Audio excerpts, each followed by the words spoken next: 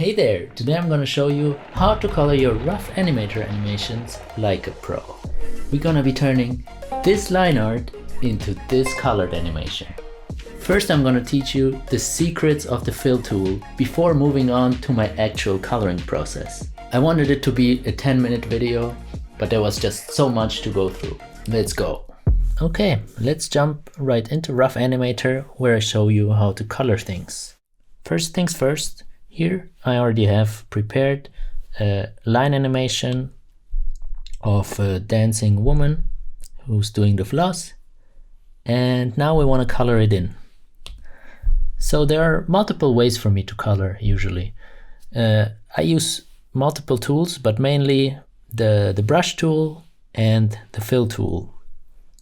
The brush tool I already explained in detail in another tutorial, so I won't jump into it right now, but you can look at it in my YouTube tutorial here.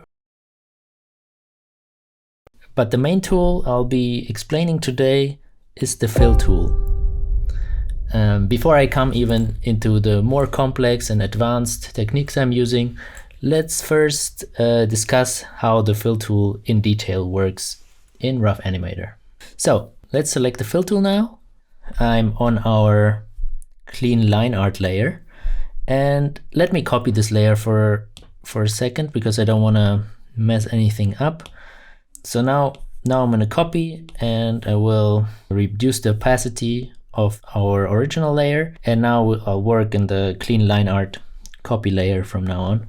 So I still have the clean line art to return to in the future. Okay, so let's discuss the fill tool. The fill tool works more or less like in other applications, but it has some really useful features that we have here in RoughAnimator that will make our life way easier. Let's try coloring something with the fill tool. As you see, it works as expected. It fills an area when we click into it. But let's go through each individual feature here to see how we can use the true power of the fill tool. So when you zoom in, you already see that the filled areas are not perfect. There's always here like white dots that were not filled out. So for some reason it doesn't fill everything completely. And there's multiple options to mitigate this, but let's jump into the first one, which is expand fill. So what does expand fill do? Exactly what it says, but it might be not as straightforward still. So expand fill basically means it will expand our fill by this pixel value. Let's try to expand fill. So for example, if we do expand fill 5 pixels and then we fill it, you see it fills more than just the inside area, but it spills over by 5 pixels. So it expands by 5 pixels. Basically, it allows us also to close the little gaps that we had here. If we now just expand by, for example, 1 pixel, all the gaps are gone. But there's a problem. If we expand fill, then it also destroys our perfect outline. Like if we really want to preserve that outline, we probably don't want our filled colors to go over that. So if you're coloring on the same layer, there's one option to mitigate this. And this is when you go down here, we have the fills in front option, but we also have these two other options. There's fills behind and fills inside. So for example, if we want to really preserve the line art, we should do fills behind, and then if we fill, it is not intruding into our line art, as you see. Instead, it fills behind.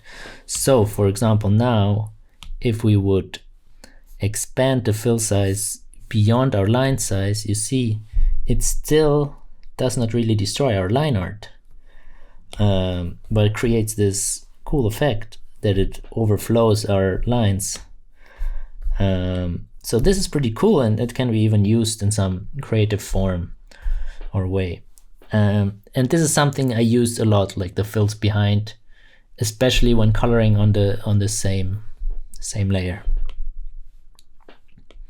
Okay, then let's go ahead and blur fill I will explain in the end, like a little bit later, because yeah, let's just skip over it now, and then I'll go next to tolerance. And tolerance, it's a bit harder to explain. Let me do something else for it. Let's say let me quickly provide you with an example. I will draw some, let's say, some circle here and fill it in, and then I want to draw inside the circle, and I'll do like a blurry brush with a low opacity, and then I will put something lighter in here, and then yeah, I'll do this. I'll try to create like a gradient here, you know, and with an even lower opacity. Okay, so now as you see, I created a gradient, and now let's see what our tolerance. Let's get back to our purple color, and now we try to fill it with tolerance 0. Oh, let's do again a fill in front. And as you see, it only colors like little patches, because the tolerance is 0. It expects exactly to fill in the color that we select with our brush tip here, and nothing else. But if we just increase it by 1, it already fills bigger areas. And let's say then we increase it to 5, and here it already creates like these whole bands of colors. And if we increase it to something bigger, then it colors the entire thing. Also, let's not expand fill to see exactly what it tries to color. So 100 is already a pretty big tolerance, so it colors quite a lot, as you see. And yeah, if you set it to a value above 200, it pretty much will fill out the entire area if the colors are close in any way. So yeah, that's what tolerance does. Usually I keep it pretty low, like at around 5. I work a lot with like flat colors, so there's usually not much variation in there. Okay, and then last thing I want to explain, or not last thing, but okay, the last thing for the fill tool is close gaps here. So here, for example, if we try to color this body part in, you see the color spills out because there's here a noticeable gap, and the color spills out. So if we do close gaps, just 1 pixel is already enough to fill, to close the gap over here. So this is like a really nice convenience function. It was only introduced recently, I think, because I have never seen it before today, to be honest. But it will help majorly, because it means I don't have to manually go in and actually close this gap, because this function will close it for me. And it works pretty well even at small values. Like you see, I just put it to 1 pixel and it already closes this gap, which is actually bigger than 1 pixel. So I'm not sure what this 1 pixel is referring to. Maybe it also takes the expand fill? No. So I'm not sure. But yeah, it works pretty well. So because here you see there's also a couple of gaps, and it fills them in as well. But if you use like bigger values, it starts to be a little strange, like here. Close gaps 9 pixels, and then it already creates here a gap where, yeah, I don't know if it's supposed to or not. And if you do go even bigger, then yeah, then it does things like that, you know, where it doesn't close these gaps. I mean, I guess it can be helpful, but for example, then the small gap here, it actually spills out for some reason. So what is this all about? I'm not sure. Yeah. So this is what that does. Let's now go to the last thing, which is like sampling layers. And for that, let me create 2 additional layers. Add empty layer and add empty layer. And on these additional layers, let me just draw a circle here. Oh, opacity 100. Let's do a circle here. Then let's do another circle on this new layer. Let me expand this a bit so you see what's going on. So these 3 layers I have now. And in this middle layer, I'll do another circle, like right here. All right. And now let's do this. So, and let's choose again another color so we see what's actually happening. Right now we have selected samples this layer. So, and we're in the middle layer where I drew this green circle. Let's call it green circle. And let's call this one purple circle, because we always label our layers like Ben Marriott says. So let's do that also in RoughAnimator, because we can also import that stuff into After Effects. All right, so, and now I'm on the green circle layer, and if I set it to samples this layer, and then I color it in, I fill it in, it just fills in the circle that's in this layer, and if I click outside, it fills everything in outside, because the fill tool only sees what's happening in this layer and nothing else. But this is extremely powerful. It has also these other functions. So for example, samples this and above would sample this green circle and the purple circle. So now if I fill this, it considers both things, you know? And if I fill the outside, then it fills everything outside of these 2 circles, and everything else. If there would be something else above this layer, it would also consider that.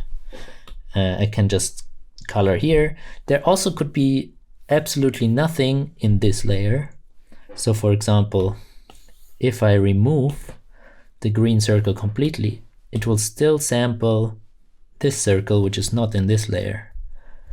Okay, and then let's still be here. Then we have also the samples all layers, and this is also really powerful because it will sample everything that it sees right now. So basically, like if you're looking at it, the RoughAnimator fill tool will see exactly what you see. And now if you fill, it will take everything into consideration. Oh, let's remove this close gaps. So as you see, it also sees this layer or like this layer, this, like regardless of where you are, you can fill anything you see, but you're still on the green circle layer, so that's extremely powerful.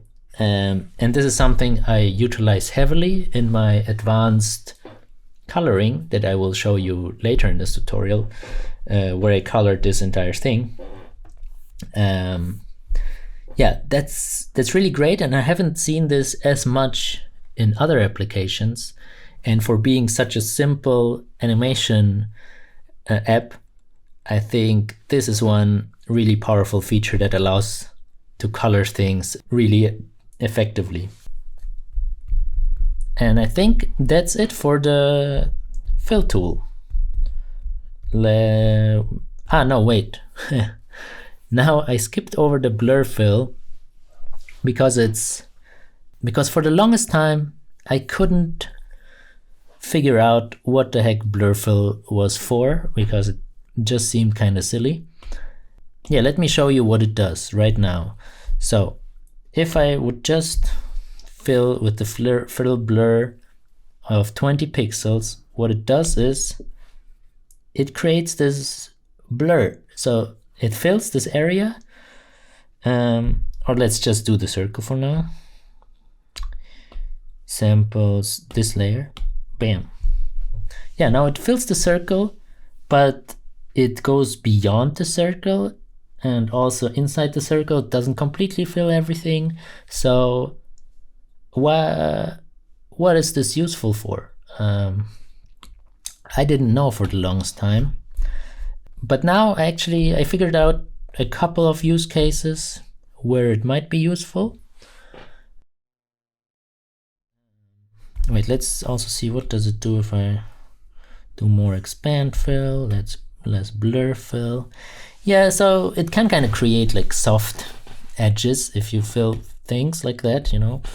So it's not completely useless, but for my coloring workflow, I found it pretty useless for the longest time. But as I said, I found one pretty cool use case for it, and that's okay, let's remove these two layers. We won't need them anymore, purple circle and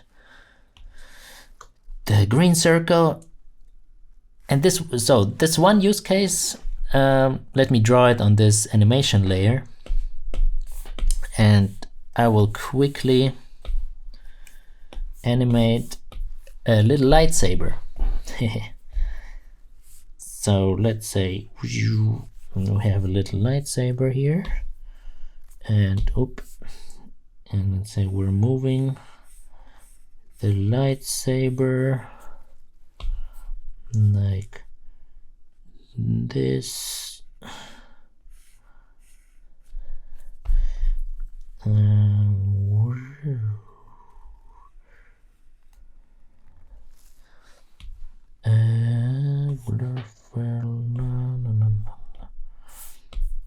Okay,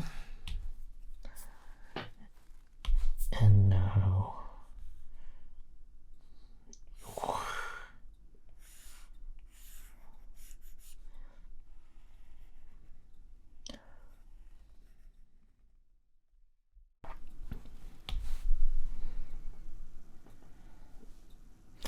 okay, so now we have this lightsaber, and you might think, but why is it white? So yeah, and that's the cool thing I discovered that you can actually do with this new with the fill blur. If you, for example, now do fills behind, and now you can choose the color of the lightsaber, and usually the lightsaber itself, like in the middle, is white because it overexposes the camera. I mean, lightsaber is not real, but because it's really bright in the center, it overexposes the camera there, and it looks completely white, and only around it there's real color. And we can use that to color the lightsaber now by creating like a blurry effect around it. So now if you color it like this, bam, it will create this nice outline and it will look like it actually glows. And you can control how strong the effect is here by setting the blur fill to a higher value or a lower value, and also by playing with the expand fill like that. So this one looks really intense, right? Like really saturated and intense. And yeah, so let's say this, we like this one, and then we can go ahead and color the blur like that. Zoop, zoop, zoop. Yes. So, and yeah, and this is, for example, a nice thing that the blur fill can be used for. You can use it for such effects, such glowing effects. And this will probably look even nicer on a darker background. Wait a second, what's up with this thing here?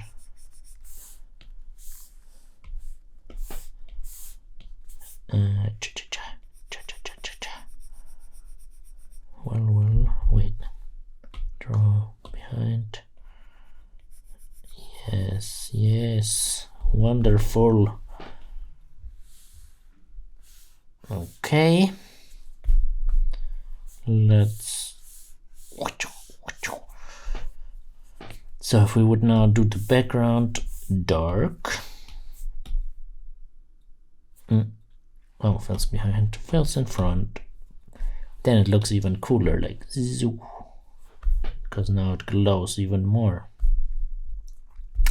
Maybe this is too dark, could be something like that. Yes.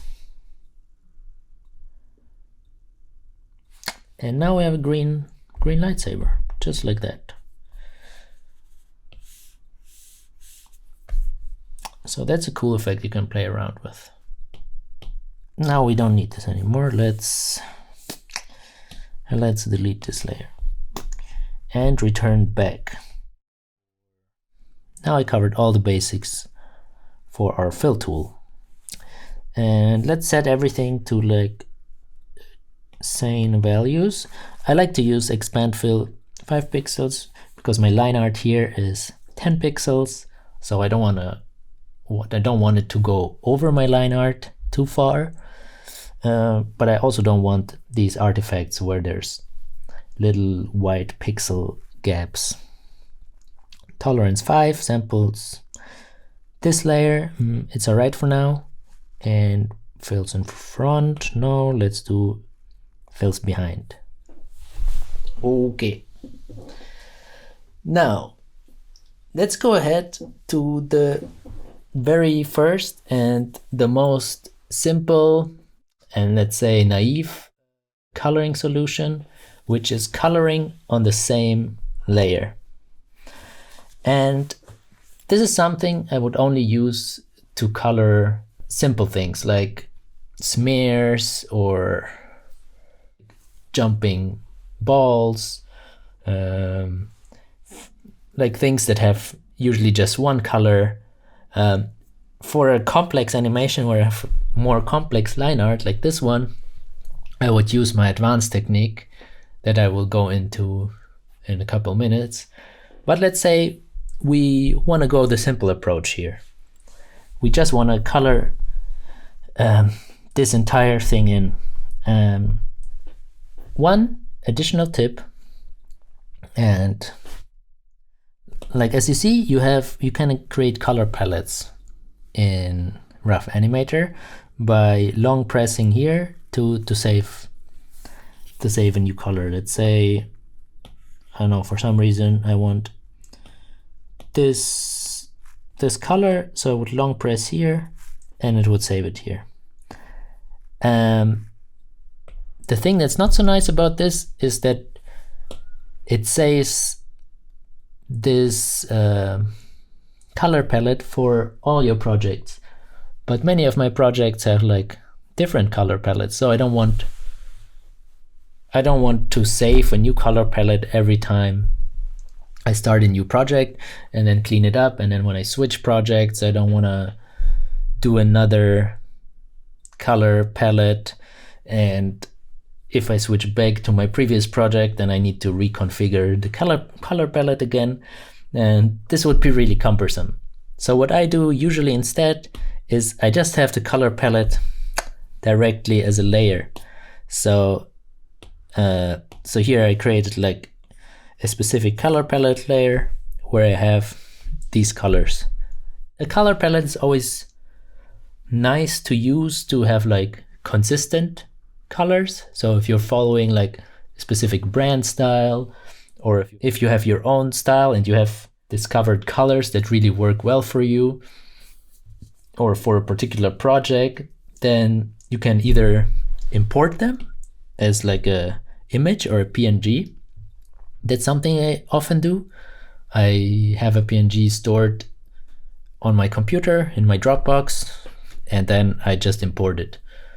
Or I have messed around in Procreate and I discovered a really nice color palette. I can quickly create it there and then just import it into here and use it. This one I just drew directly here on a new layer. And it allows me to quickly choose the colors I like from this specific color palette that I created for my project, the 30-day animator, that I use across all the tutorials that I create for the 30-day animator. I always try to use the same color palette so it has a consistent style. Since I'm already mentioning the 30-day animator, it's a course I just built for people who want to level up their animation or who want to learn hand-drawn animation completely from scratch. It has short and achievable exercises, so you actually stick with it. And to get started, you just need a phone or a tablet, or you can do it on paper or your preferred animation tool. And to be honest, your artistic skill doesn't even matter. Find out more at 30dayanimator.com. One thing I missed is to explain, and here I explained already fills in front and fills behind, but I haven't explained fills inside yet, which is also another important one. So fills inside just tries to stay in the color that you have selected. Or so for example, on this layer, what I have drawn is this line art, and with fills inside I could quickly recolor the line art by clicking on it. And fills inside ensures that it just stays within all these pixels that you have. It doesn't go outside of the pixels, which is really nice because yeah, it doesn't destroy your line art, for example. It just stays there, which is nice. But if you would use fills in front, then it would do this, like it would expand beyond it. Or if you don't have expand, then it would leave these ugly little pixels, you know, that it doesn't fill out. So fills inside is a real lifesaver sometimes to recolor your stuff quickly. Okay, now let's go ahead and I'll show you the first way to color, which is the simple way to color. Okay, the first way to color is coloring on the same layer as your line art. I would still always recommend you to back up your line art, so always create a copy so you have like a clean copy to return to in case you mess up the coloring process and somehow destroy all your lines and you want to return. And it's always good to have a backup, just saying. And the good thing about RoughAnimator, there's no layer limitation as far as I know of. So look at my project, this one has a lot of layers that I won't go into because at this moment we just concentrate on our line art layer. So make use of the layers is all I'm saying. Always back up layers if you think you might still want to return to them at some point. All right, now coloring on the same layer as your line art. What we want here is, let's set all these to same values. So let's say expand fill 5 pixels. It's a good value for me because my line art is usually 10 pixels here. Blur fill, I don't need. Tolerance, doesn't really matter. I usually set it to a low value like 5. Close gaps, I'll use it when I need it. For now, let's leave it at 0 pixels or 1 pixel. Yeah. Sample this layer. It's alright because everything we have right now on this layer, so that's fine. And fills inside. We want to preserve our line art, so let's do fills behind. Then we don't go over the lines that we have here. And now, yeah, the simple way, let's say we would want just to color the hair, for example. And yeah, we could just go ahead and color the hair like this for each layer. And for simple things like the hair here, this is actually a decent option to color it on the same layer. Nothing wrong with that. But I will show you later where we might run into problems. Okay, now we colored the hair. Look at that. Very nice.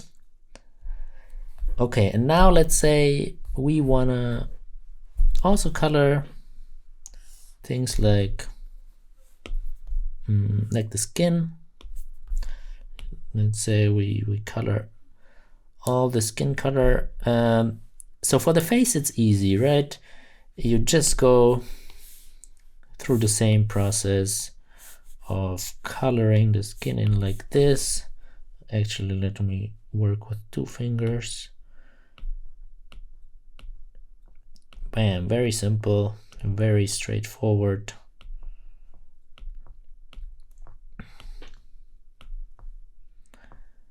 Okay.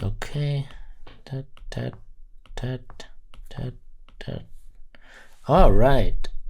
Oh. Okay, that sucks. I thought this would work. Yeah, I don't know if that's a bug, but yeah, when you're holding it and coloring, that actually doesn't work for some reason. It works if you let it go, but it doesn't apply for the layers. So then it's probably better to just use, I also tried it with this wheel, and it's the same with the wheel. If I let it go, it works, but it doesn't. Let's say I did these 2, but I go back, it's not there. It's not there. It just disappears. So that sucks, but I guess you just press forward and then color it in. That's how you should do it. Oh, well, that works. That's how I usually do it anyway. But I thought, let me try something smarter for this tutorial. And the smarter way doesn't actually work. All right. Oh, so, and now we colored in the hair as well, the head, the skin color of the head. And yeah, and for simple things like this, you know, where you just have to fill in things like that, where there's no complex patterns you need to follow or anything, I think this is fine. Yet I would still recommend you to watch the more advanced way and use it for coloring things like that as well. Because now is when the problems come, when we try now to change anything about that. So for example, now if you think, well, maybe I don't like this hair color, let me change this hair color to something crazier. Let's say I want I don't know, something crazy like red hair.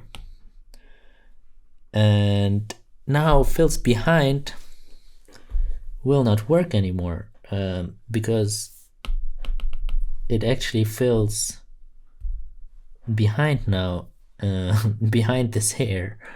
So now you would need to use fills in front or fills inside.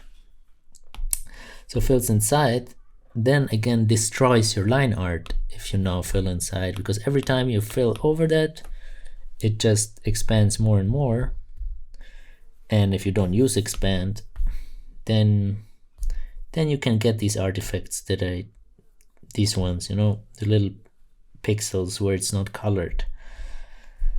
So coloring on the same layer really restricts your flexibility to make changes in the future. So I would not recommend it for anything complex. For example, if you would now, let's say you want to draw inside now, and you want to just, I don't know, create some texture in the hair, like let's say you want just create like a highlight here for the hair, but it also then colors over your line art, and maybe that's not something you want.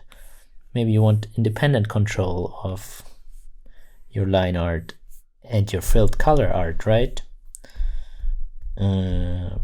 But if you don't care about your line art, you can also just overpaint it in the end, and then it doesn't matter that it destroys your line art, right?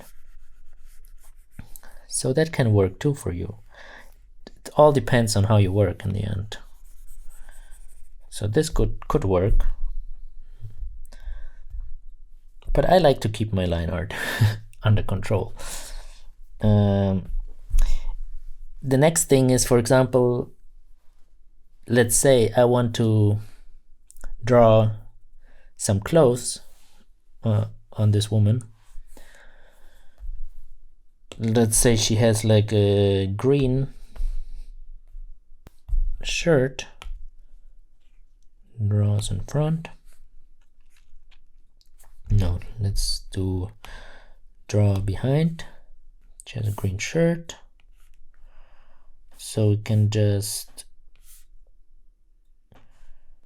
draw the shirt like that, and then we can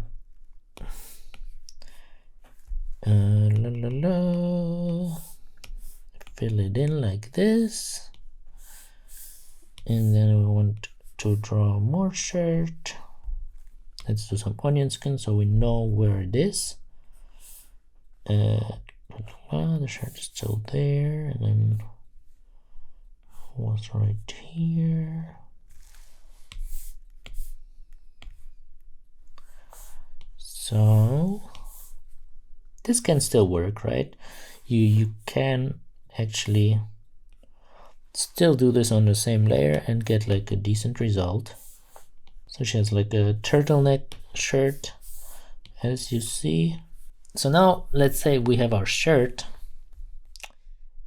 and again, if we would like to change the color of the shirt, we're now very restricted because it's on the same layer as our line art. So this is where these are our limitations when we work on the same layer as the coloring. So what I would propose is my advanced technique to color things, which gives you the maximum flexibility to recolor, to adjust, to add advanced effects to your coloring. And that's basically creating a new layer for every new object you're coloring. For example, let's return back for a second to the original line art, and then I show you how I colored this one. As you see, I created 3 different coloring layers. Color 1, it's just her outfit basically, and you see like it's a bit more I mean, it's pretty simple, but it's a bit more complex. If you're drawing it frame by frame, you still want to follow like the arcs, you know, like if this if this goes over here, you still want to be sure that it follows the arcs, so it looks correct when it's animated, right? And also, like, you know, like it has to match here. So it's good if you're coloring something on a new layer, you get the advantage of having onion skins. So see, and then you see exactly what you're coloring. And how I colored this is the same way as I did it on the same layer, except, you know, let's for a second pretend we don't have this here anymore. So let me delete this. So how I colored this is, first I start out with the brush tool. Let's see, and then I basically draw the outline. I draw the outline of the outfit. So here I drew the outline, and then when I wanna fill it in, I do fill behind. Doesn't really matter, it can be also fill in front here, because we cannot destroy the line art anymore. But what's important is it doesn't just sample this layer, it has to sample all layers, because we're also using these outlines of the person, and that's all there is to it. So now we have this layer where we have the color of this outfit, right? Let's say now the client says, I want a different color. I want it to be purple. And then you can say, well, all right, I can make it purple. And then you just go in, do fills inside, and bam, and change it to purple. I mean, you would have to go through each layer maybe, or wait, what happens actually when we do edit multiple and then do this? What happens? Let us see. Oh no, I don't think it did what I wanted. Or did it? It did. Look at that. It colored. No. Yeah, look at that. So I do again, edit multiple. Oh, edit multiple. Bam. No. Let me edit multiple until here. Do bam, bam, bam, bam, bam, bam, a bam, a bam. And then it's applying the changes. Great. Look at that. Yeah, I can fix. Great. See? And now the colors changed without touching the line art at all, which is pretty great.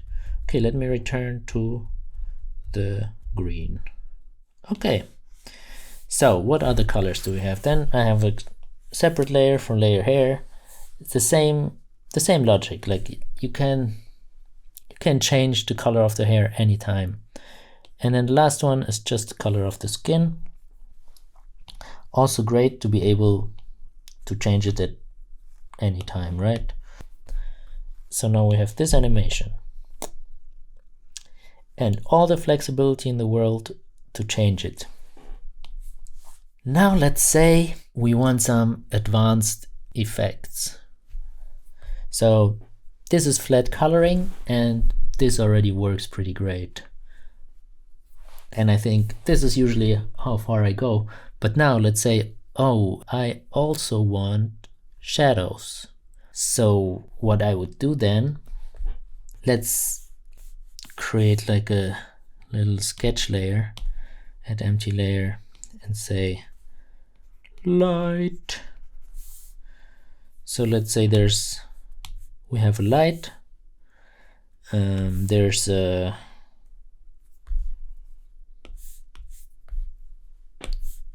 let's just do it white. Let's just say there's a sun over here, and it shines in this direction, right? So there's like sun rays going over here, and now we want to kind of reflect it in our character. Now, because we have all these colors in separate layers, we can do the following. We can apply additional effects on them. For example, let's do it first for the skin. And what I would do again is create a duplicate layer, because we don't want to go back, destroy our original coloring, and then have to recreate everything, right? So now, what is it? Is this actually this, or is this? Yeah. So let's say we want the shadow to be even darker. So we have draws inside. So now we can use draws inside, which is pretty cool, because now we can draw just inside here and create shadows, you know.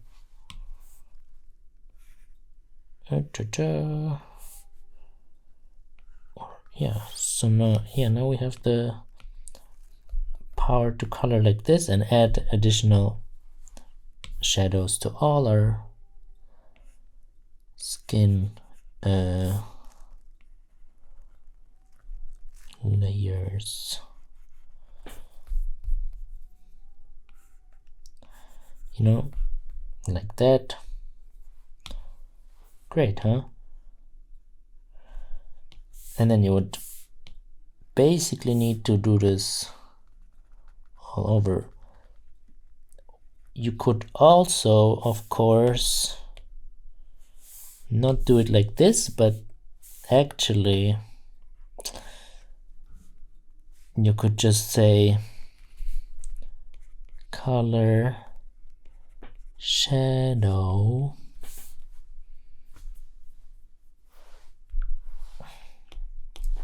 and that's what's actually done in many animes. They have like a separate shadow path, or also in other animation productions, and then they draw the shadows in like a blue color, because shadows are usually blue in nature, especially during daylight, because the sky is blue. So the sunlight is pretty white, so everywhere where the sunlight hits, everything looks their natural color, but everything where the sunlight doesn't hit, it still gets hit by the light of the sky. So everything in the shadows is kind of bluish if it gets direct or indirect light from the sky. And that's the logic why shadows are often drawn in blue. So for example, now you could draw the shadows on a separate layer like that. But if you're purely animating in RoughAnimator, this doesn't make sense. This only makes sense if if RoughAnimator is just one tool in your pipeline and later you're compositing in something else like After Effects. Because then what you could do, you could have layer blending, and you could set it to multiply or color burn or something like that. And then this blue would darken the areas, you know, on the layers below. So this doesn't make sense if you're just trying to draw inside RoughAnimator.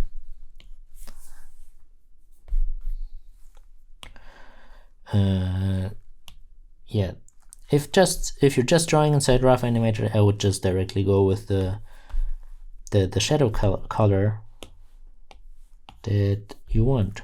So then let's recolor this, draw us inside. Okay, now our shadows are what we want them to be. Or this. Yes. Great. So now the good thing is that you have onion skins for the shadows as well. So this is one way, right? Drawing these shadows individually like this might be a little bit overkill, so that's why I actually wanted to show you the trick to do something like this, you know. Select your darker color that you want the shadow to be in, and then select like a brush. Ooh. And then do draws inside. Maybe not quite as large. And you can shade it like that, you know, like a softer shading.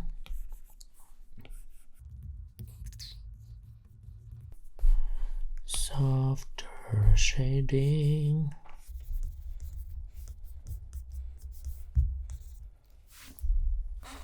Not sure if this is even picked up on the cameras. Yes. Yeah, and I'm shading, as you see, with draws inside, so it doesn't even go outside outside of the layer, or like of the drawing that I did before. So this is like a very powerful technique to get more texture, more shading into your color work. I have like a really huge brush, this one, so it might be quite overkill for this type of animation.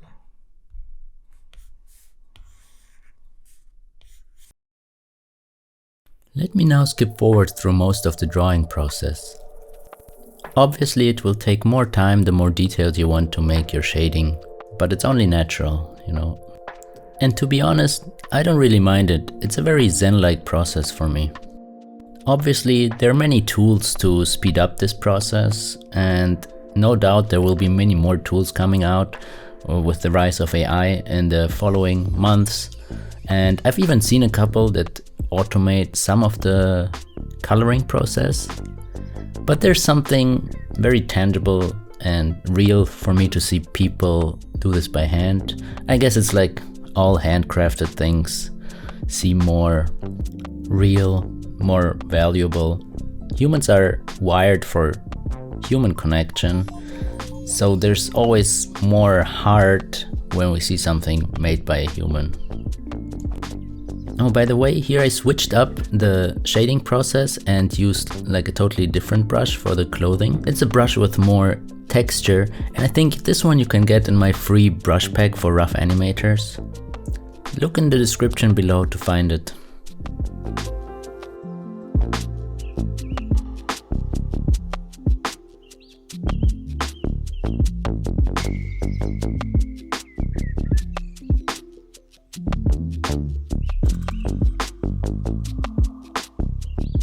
And here in a couple of seconds we will see the final animation.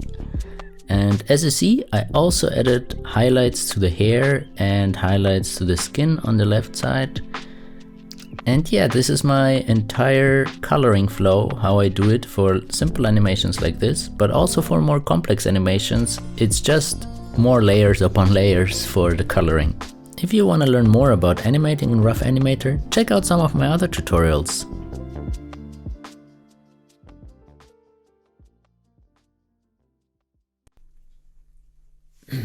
Oh, perfect. That's for the thumbnail.